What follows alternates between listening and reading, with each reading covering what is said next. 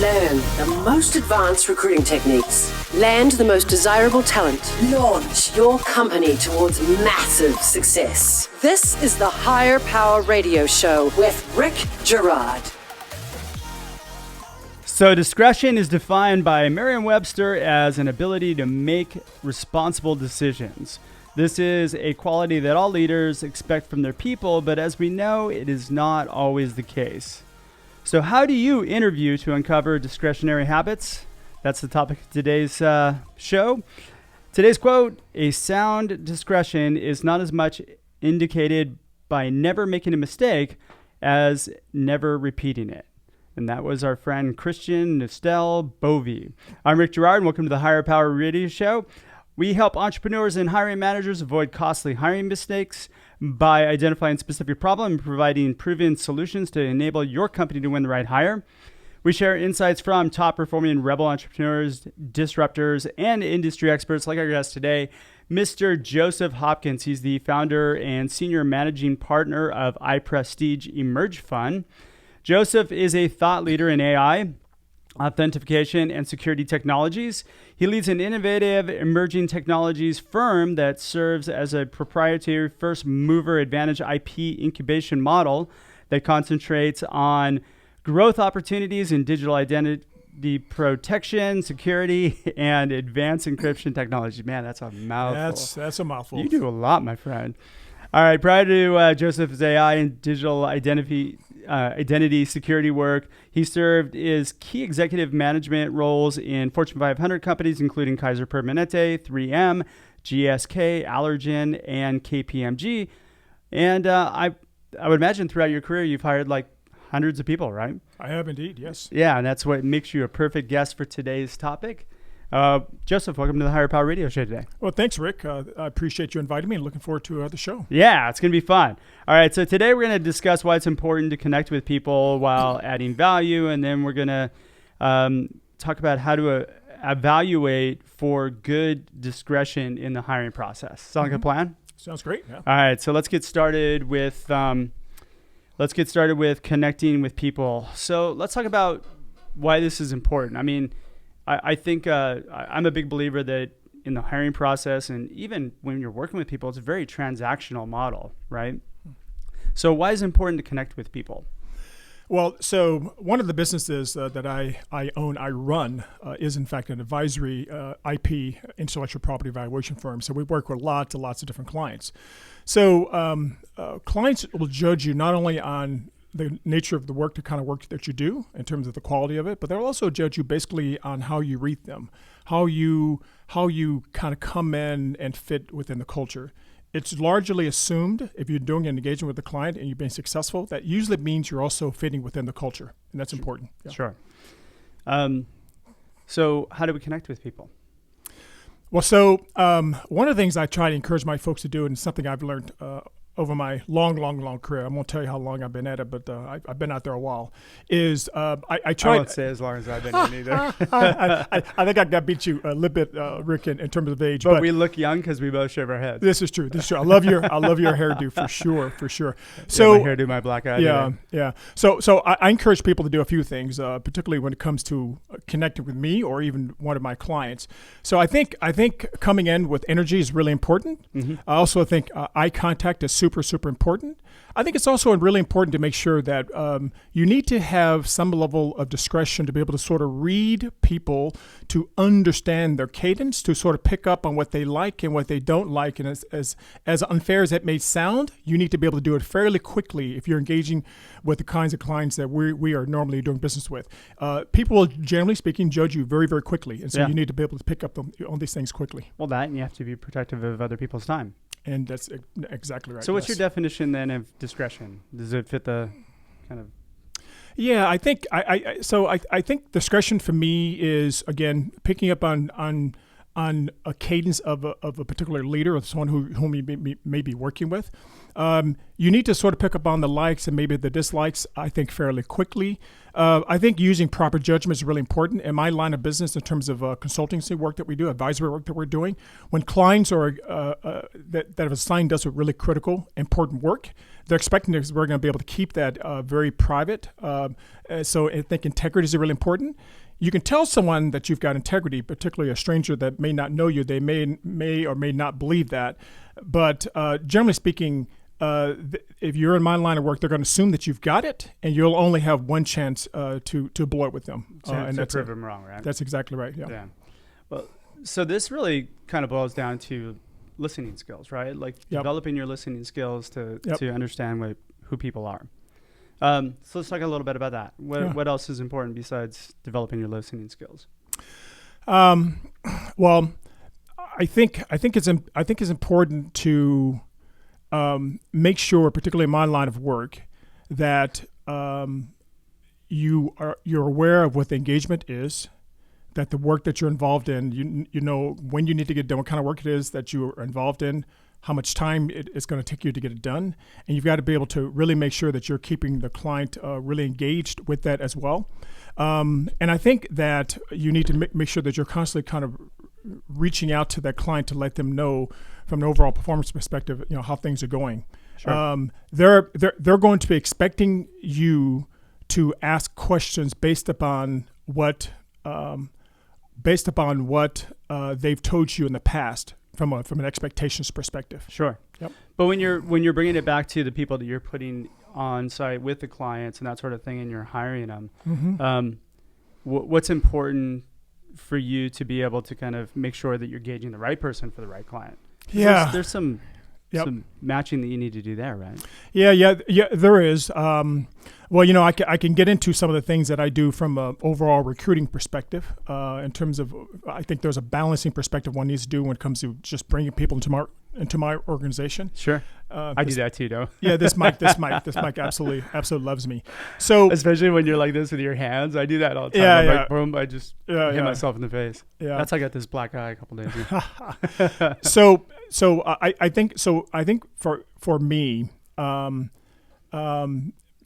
most people that work for me, and they've gotten to the place of actually getting to me, let's say within a typical interview, there's a few things I'm looking for. So one, obviously, is key for me is discretion, really making sure that there's someone that I think that I can ultimately put in front of a client, someone that I can maybe give an important piece of work to and have the faith that they actually can get it done. Sometimes it's more difficult when the person we've got young people that work for us, but certainly the younger you are, generally speaking, sometimes the harder it is to pick up on discretion, because she's, generally speaking, don't necessarily have as much of a track record with a younger person as you do with an older person. Obviously, the older you are, the more work experience you've got, then there's a little bit of a record or a track record for you. Sure. And so we can go back and we can take a look at the jobs you worked for, people that you maybe regularly engage with beyond just friends, but also professional peers, and we can generally speaking sort of get an indication in terms of you're a person that has the ability to use reasonable judgment, make good decisions. Sometimes folks who tend to be volatile aren't necessarily the best people for us because they offer a little bit more risk than maybe what we want to put in front of our clients. Sure. So you can gain evidence as to whether or not that person is going to be successful in your organization. That's right. Yeah. Right. Yep. And again, that kind of loops back to listening, right? To asking the right questions and gathering that information. Yep. All right. You're listening to the Higher Power Radio Show. I am Rick Girard, and for our podcast listeners, we're going to take a quick educational moment for our sponsors. Check out what we do at stridesearch.com. There you're going to find out additional content, resources, and how I can take more ginkgo biloba. And you can book me to speak at your next meeting or conference. Today, our guest is Joseph Hopkins. He's the founder and senior managing partner of the IPRESTIGE Emerge Fund. And we're talking about how to find discretionary people that'll fit into your environment. Mm-hmm. All right, so we talked a little bit about why this is important. Now let's talk about how to do this. Yeah. So how do we evaluate somebody to have good discretion? Yeah. How do you do it? There is a bit of subjectivity, but also I think you could balance that out with some level of objectivity. So a couple of things. one of the things, and this sounds a little hokey, but it's important to me, and I think generally speaking, it's important to most people. Folks just may use different words for it, but I do think that you need to be both professional. So you need to have a certain level of professionalism. I think we all know what that means. But I think you need to be somewhat cool. So cool just simply means that if you're going into a situation and that situation you need to sort of be able to fit within the situation without anyone sort of directing you how to do it. You have to be able to sort of adjust yourself based upon the situation you find yourself in. And you need to do it by which you're not necessarily exhibiting a lot of angst. And so you have to be a little eased. You have to be somewhat cool. But at the same time, again, in my world, you need to be professional at the same time. So not cool like you and I, but like cool in the situation. Well, more situational. Well, that would be terribly difficult to do that, of course. But I think I've put folks in front of important clients, and sometimes they are so professional to where they're just uptight, to where it's just not rubbing correctly. It's an uncomfortable situation. It really, really is. And that starts to just get into some real just tough interaction situations. So situational coolness. Yeah. I like that. Sort of situational coolness. And that does require judgment, discretion. And again, I think sometimes the longer you've been at it, the more you can adjust yourself to it. So how do you, in the interview process though, how are you able to evaluate for situational coolness? Well, I look at the shoes first of all. That's important. And usually they've got a bunch of hair, then that's usually a no-go for student. No, just kidding. No, I think generally speaking, I'm looking to see if the person is coming across fairly calm, if they're coming across confident, if they've got good eye contact, if they're picking up on mannerisms that I am exhibiting that they need to sort of adjust themselves. I'm looking for all of these things. Sometimes I will do things out of the ordinary that's not necessarily a characteristic of mine, just to sort of see how they're going to respond or react to it. That sort of thing. Yeah. Kind of whether or not they're able to like chameleonize themselves to you and that sort of thing. Mm-hmm. That's actually really important, especially if you're putting people in front of clients. Yeah, it really, really is. Yeah. And then particularly when you think about the whole interview process, that this is where you've got to have a little bit of a balance. And again, I think I'm also looking for some of that during the interview process. During that process, there's probably 3 things I'm picking up on. I don't want to get too ahead of myself, but we can. No. Go. Yeah. So I think, So I think during the interview process, there's probably 3 things that we look for there, right? So one is what I would call more like, empirical type evidence. Okay. So that and of course a lot of this is sort of resolved itself by the time they get in front of me. But in terms of do they have the educational level that we're looking for? Or do they have a certain level of job skills that we're looking for, job experience we're looking for? So some of these things are fairly empirical. There's hard data there, so there's not a lot of subjectivity there. So that's basically the stuff off the resume where they've worked. Yep. That sort of thing. Yep. Okay, that's really black and white kind of easy. stuff. Yeah. Real black and white kind of stuff. And that stuff there, you just really need to be able to check the box off before you start to engage with people, in my opinion. Now, what's interesting. I find what's interesting about that is, okay, so we talk about resumes real quickly. Yep. I find that one of the most valuable space on a resume is the white space, because there's a lot of things that are not on a resume that people don't think to put on that are actually, valuable to you. Do you dig into that to kind of extrapolate any of that information? Yeah, that's a really good point, because frankly, some of the white paper stuff is the most interesting thing about the person. Yeah. As example, I have an MBA and I have of course a bachelor's, but I also went to seminary.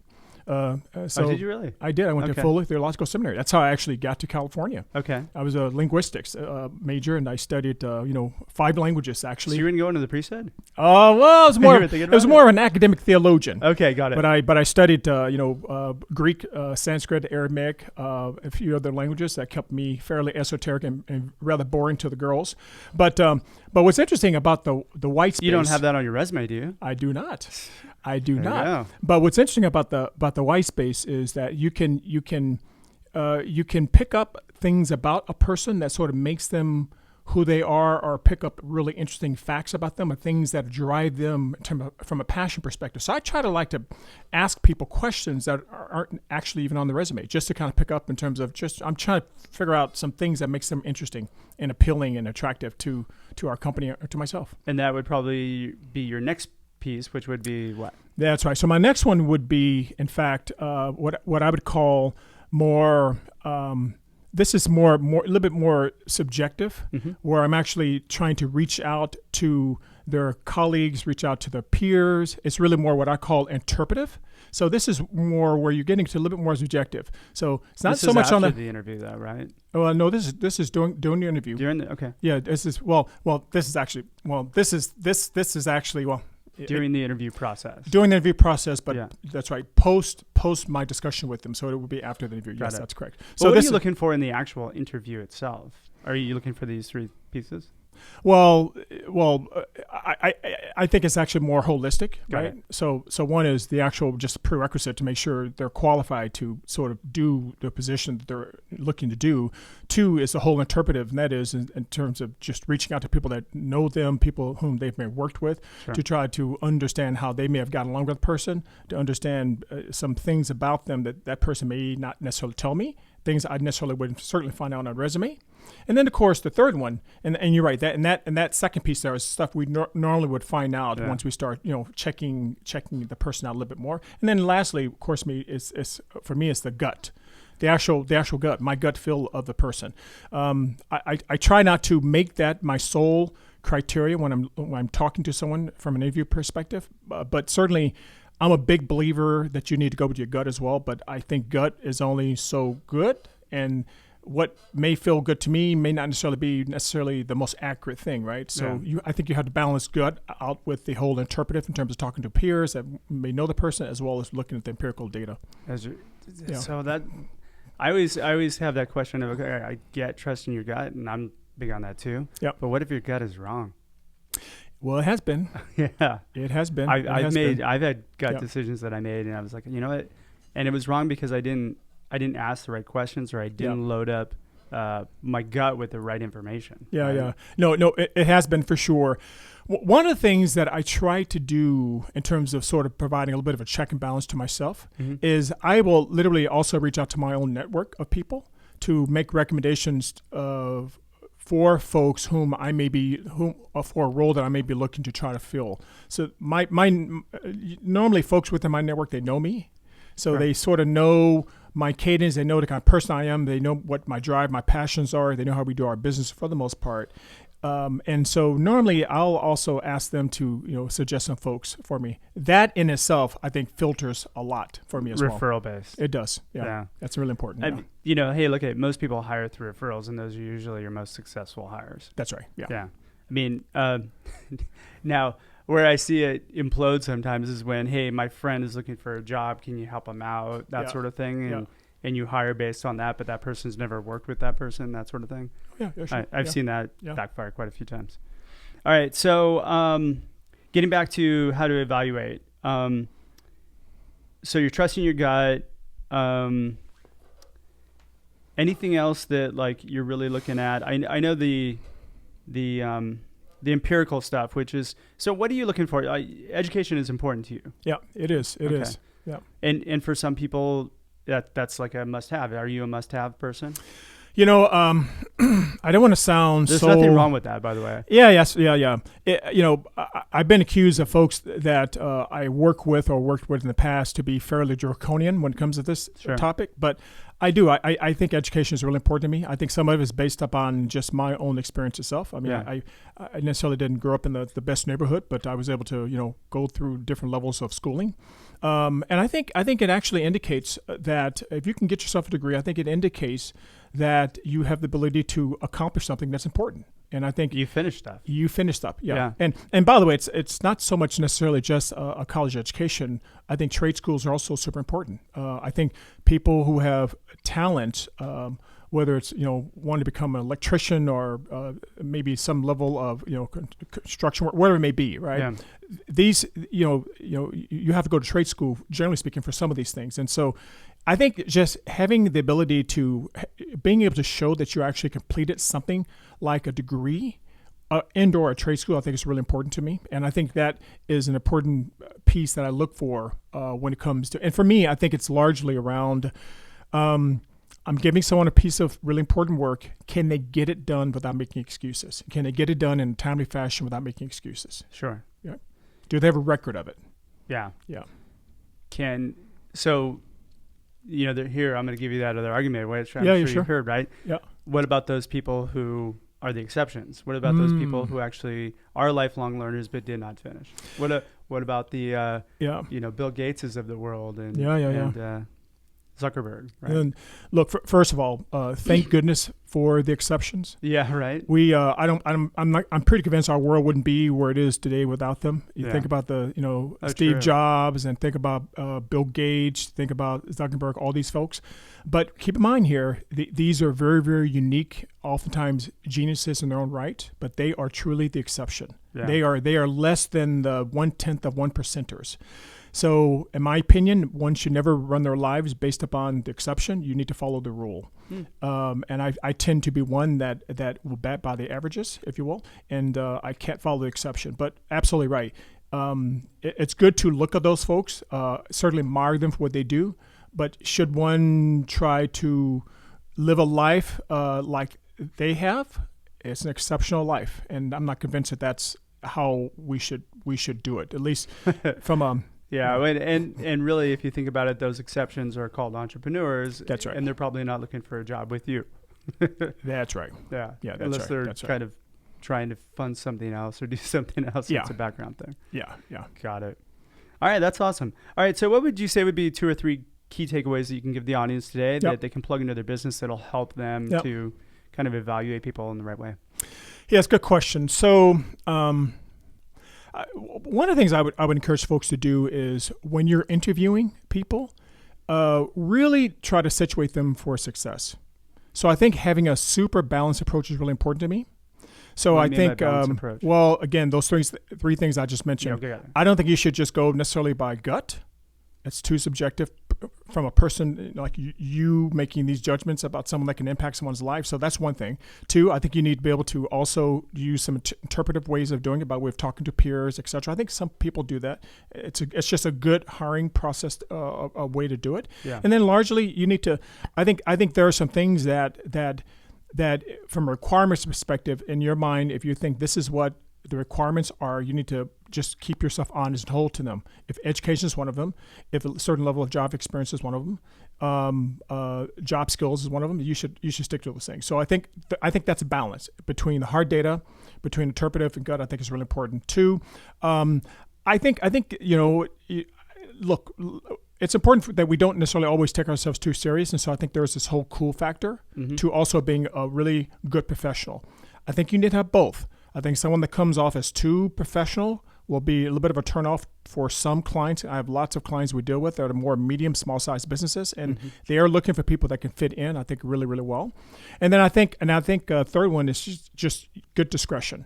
I think that being able to pick up on nuances on other cadence, whether it's clients or people like myself, if you're working for me or supporting a client, is important.